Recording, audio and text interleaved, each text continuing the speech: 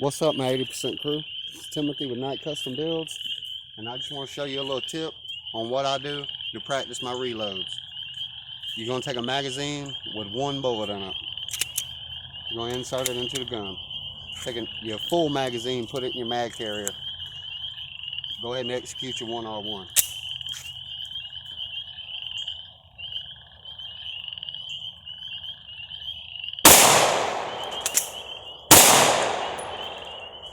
Now you drop your supply mag, put it back in your mag carrier, pick up your empty mag, insert it back in the gun, and it's already got one in the head, and you can just repeat that.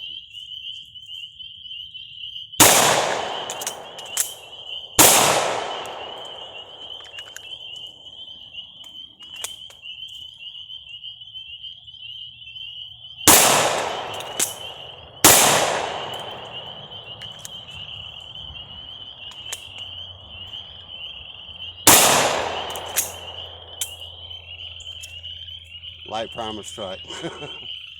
Y'all stay safe, keep shooting.